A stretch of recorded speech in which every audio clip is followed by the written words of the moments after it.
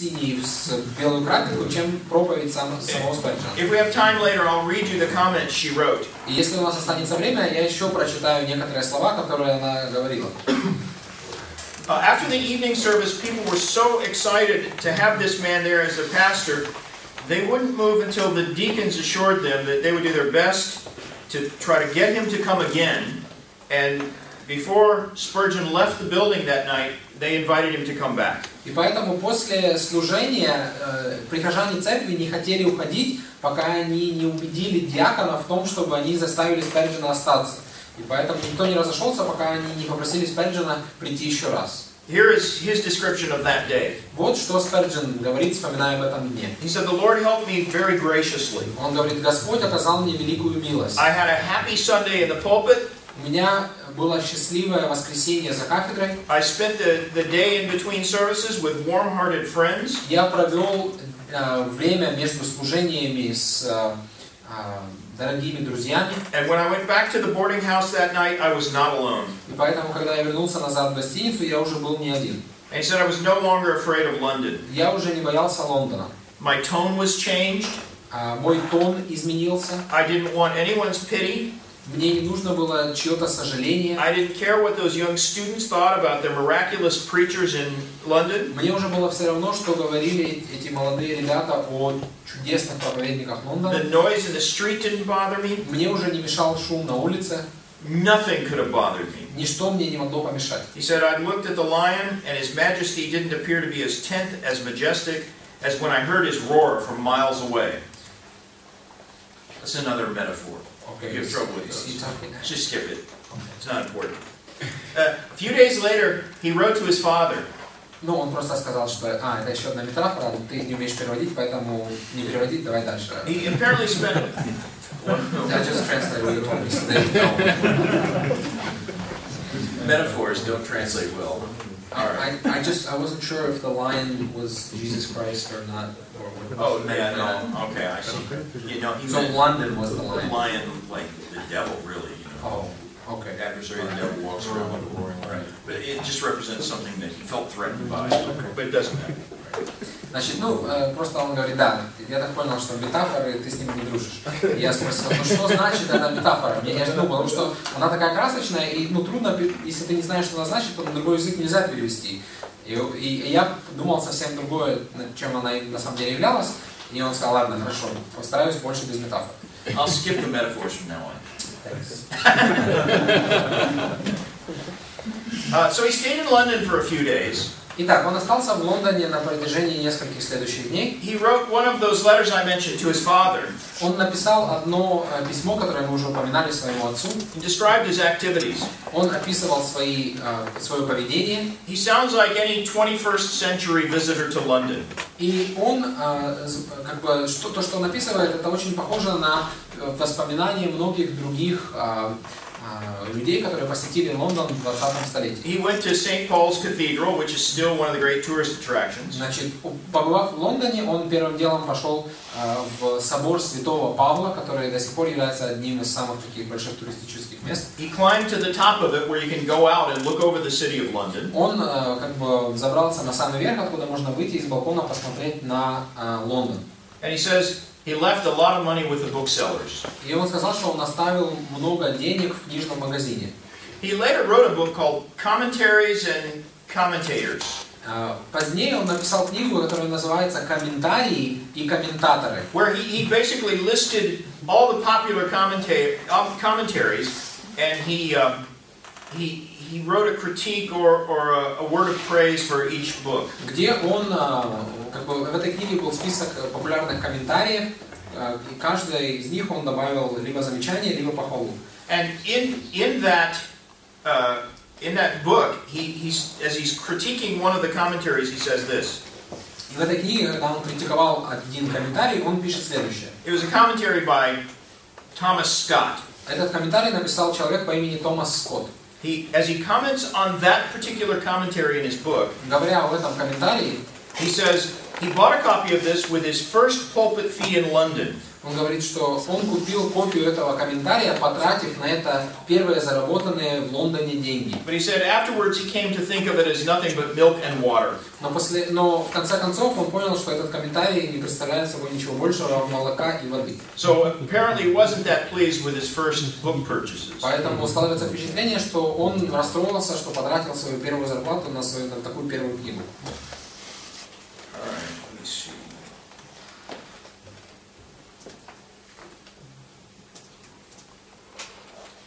Let me read you a letter that he wrote to his father that week. Позвольте прочитать вам отрывок из письма, который Чарльз написал своему отцу на той неделе. And what interests me about this letter is that the insight that it gives into Spurgeon's early concerns about the hyper-Calvinism in the congregation he was going to pastor. И что интересного в этом письме, что Сперджен выражает беспокойство о гиперкальвинизме, который был в этой церкви. Remember, this was still considered John Gill's church. Помните, что эта церковь по-прежнему считалась церковью Джона Гилла. And John Gill had this leaning towards hyper-Calvinist opinions. И Джон Гилл имел склонность к гиперкальвинизму. This had filtered down to that congregation. И поэтому эта склонность осталась до сих пор в этой церкви. Here's what Spurgeon wrote to his father. Поэтому в этот момент Сперджен пишет такие слова. My dear father, Дорогой отец, I concluded abruptly before. He's apparently continuing a previous letter. Складывается впечатление, что он продолжает прошлое письмо, потому что он говорит, мне пришлось вскоре закончить. But he said, you are often interrupted in your writing, and so you can excuse it in me. Он говорит, ты часто тоже останавливаешься на полусловие, поэтому ты можешь простить это мне. I don't remember what I said and what I left unsaid. Я не помню, что я написал и о чем я забыл упомянуть. But I hope to be home in 3 days. Но я надеюсь быть дома через 3 дня. I think of running down from London on Tuesday, January 3rd, and I'll go home on Friday the 6th. Я надеюсь, что 3 января я уеду из Лондона и 6 буду дома в пятницу. He says, I hope it'll be a sweet visit, although it must be a short one. Я надеюсь, что мы вместе проведем время, хотя и это будет, мой визит будет недолгим. So, in other words, he's planning to go visit his father on the way out of London. Поэтому он планирует навестить свой дом по дороге, дом своих родителей по дороге назад из Лондона. He says, if I settle in London, I'll come and see you often. Он говорит, если я перееду в Лондон, я буду приезжать к тебе чаще. I don't anticipate going there with much pleasure. In other words, he's saying, I don't really look forward to going there. Но мне не очень хочется переехать сюда. I'm contented where I am. Я доволен быть там, где я есть сейчас. But if God has more for me to do, then let me go and trust in Him. Но если Бог захочет, чтобы я служил Ему там, то я буду уповать на Него. These people from London are higher in Calvinism than I am. Он говорит, эти люди в Лондоне еще больше кальвинисты, чем я. But I've already succeeded in bringing one church to my view. Но я уже достиг успеха в том, чтобы привнести свои взгляды в одну церковь. And I trust with God's help I can do the same in another. И я надеюсь, что с Божьей помощью мне получится сделать это и в другой церкви. I'm a Calvinist. Я кальвинист. I love what someone called glorious Calvinism. Я люблю то, что один человек назвал славным кальвинизмом. But hyper-Calvinism is too spicy for my palate. Но гиперкальвинизм слишком острый для моего вкуса. I found a relative of ours in London. Я нашел нашего родственника в Лондоне. She's the daughter of Thomas Spurgeon. Она дочерь Томаса Сперджена. On Monday she came and brought the unmarried sister. В понедельник она познакомила меня с незамужней сестрой. You remember her? She was at home when we visited last Christmas. Ты помнишь, она была дома, когда мы приезжали туда на прошлое Рождество. He says, and this is where he says, I spent Monday going around London. Он говорит, в понедельник я гулял по Лондону. I climbed to the top of St. Paul's. Я был на верхушке Святого Петра, And I left some money with the bookseller. И потратил деньги в книжном магазине. Now he talks about the church in Waterbeach that he's leaving. Теперь он говорит о той церкви в городе Уотербич, из которой он уходил. He says, my people are very sad. Он говорит, моя церковь очень опечалена. Some of them wept bitterly when I left. Некоторые из них горько плакали, когда я уезжал.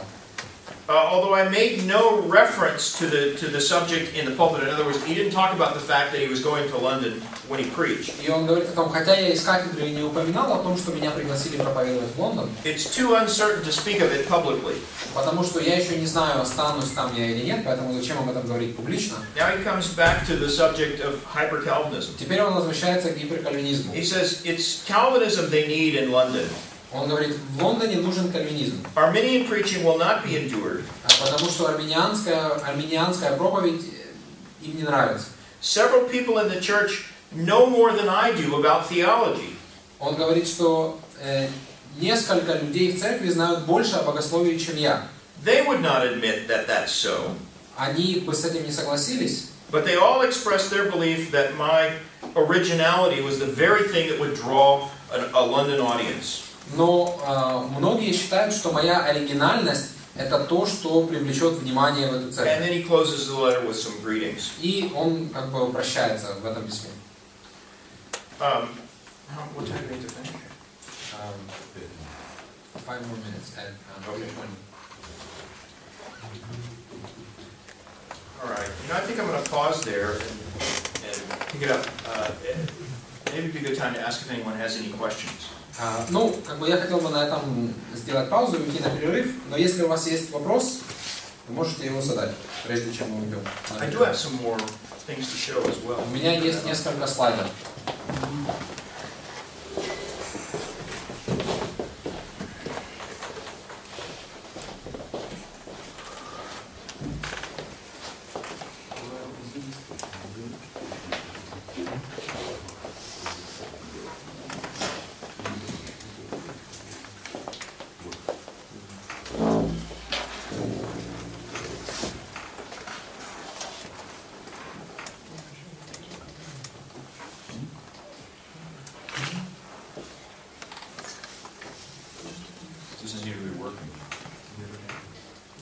You have to be pointing it to the there.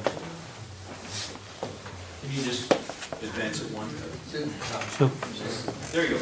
This is the site where Sperdzien was baptized. Это то место, где принимал крещение Сперджен. And the fellow up in the corner is the pastor who baptized him. И тот человек в углу это пастор, который крестил его. This is the cottage where he preached his first sermon. Это коттедж, в котором он проповедовал свою первую проповедь. You can see there's nothing fancy about it. Здесь в нем нет ничего удивительного. This is a photograph of the same place. Это фотография этого же места. This is a drawing of the interior of the place. Это фотография как бы внутренности этого коттеджа. This looks like a very small room. И это выглядит как маленькая комната. You can see over here the beginning of a staircase that goes up. Тут мы видим лестницу, которая поднимается вверх. The way Sperdzien described it, there were 20 or more people there to hear him preach. Но Сперджен говорит, что там собралось около 20 людей. So it must have been a crowded place. Поэтому, вероятно, там не так уж было много свободного места. This is the earliest known portrait of Sperdzien, and that's what he looked like the year he went to London. Это самый ранний портрет Чарльза Сперджена, и так он выглядел, когда отправился в Лондон. That's the chapel at Waterbeach, where he was pastoring when he was called to London. Это церквушка в городе Уотербич, из которой он перешел в церковь в Лондоне. And these are some other pictures of him in London shortly after he came. Это фотографии в Лондоне, вскоре после того, как он туда приехал. You can see how he liked to pose with his finger in the air. Он как бы любил такую позицию. For years, virtually every photograph we have of Sperdzien, he has that one finger in the air like that. И как бы есть очень много фотографий, фактически долгий период, все фотографии, которые были сделаны с ним, когда он один палец поднимал вот так вверх. This is a picture of the front of the New Park Street Chapel.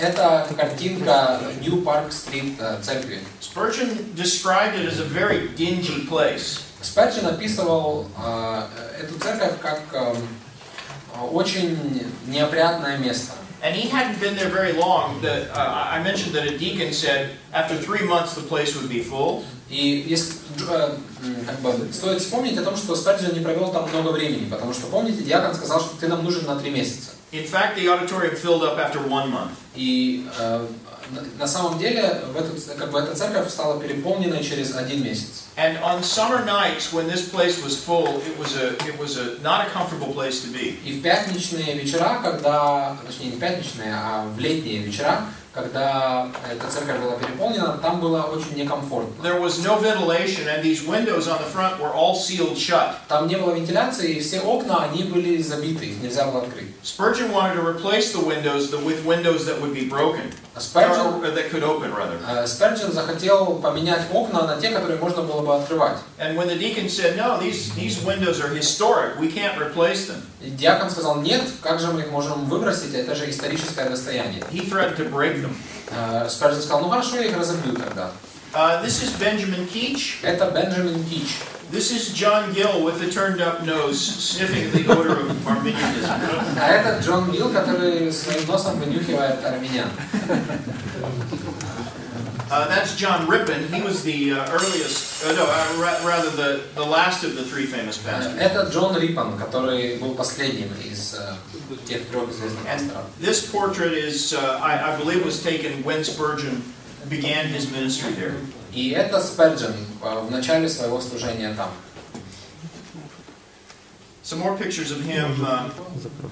Actually, I think this one's earlier than that one. Мне кажется, что та, которая поменьше, она более ранее, чем та, которая там. You can see that he began gaining weight. Мы видим, что он начал набирать вес. So rather than accusing me of trying to look like him, I think he was trying to look like me. Поэтому вместо того, чтобы думать, что я старался быть похожим на него, я думаю, что он больше старается похожим быть на меня. There he is with the finger up again. Вот он со своим пальцем. This is a slightly later picture of what Spurgeon looked like in the pulpit. Это более поздняя фотография того, как Сперджен выглядел за кафедрой. You can see he was gaining weight rather steadily. Мы видим, что он продолжает набирать вес. This is a series of pictures, engravings and pictures that show him at various ages. Это несколько фотографий, или, вернее сказать, рисунков и гравюр Сперджена. This is age 21. Здесь ему 21 год. Age 30. 30. Age 36. 36. And age 54. 54. I think he aged quite a bit in these 6 years. Мне кажется, за эти 6 лет он сильно постарел. That's also coincides with when he began to have serious health problems. Это также совпадает с тем, когда у него начались серьезные проблемы со здоровьем. This man in the picture with Spurgeon is, I think it's Alexander Passmore. Если я не ошибаюсь, человека на этой фотографии со Спердженом зовут Александр Пасмор. He was Spurgeon's publisher. Он был издателем Сперджена. It was his idea to take Spurgeon's sermons and publish them. Он решил опубликовывать проповеди Сперджена. And it was a stroke of genius. И это была гениальная идея. He became wealthy from the sales of Spurgeon's books. Он разбогател благодаря продажам книг Сперджена. And the publishing company he founded, which was called Passmore and Alabaster. Издательская компания, которую он основал, которая называлась Passmore and Alabaster, became one of the biggest publishing companies in England. Превратилась в одно из самых больших издательств Англии. And it was primarily on the back of Spurgeon's book sales. И это в основном было благодаря книгам Сперджена. This is Spurgeon with both Passmore and Alabaster. Это фотография Сперджена. This is Spurgeon. He's a little older in this. Это Сперджен, он тут уже постарше. This, I believe, is Mr. Passmore, and that's Mr. Alabaster. Passmore и Alabaster. We'll get to this one later. Мы об этом поговорим позднее. Should we take a break? Поэтому можно сделать перерыв.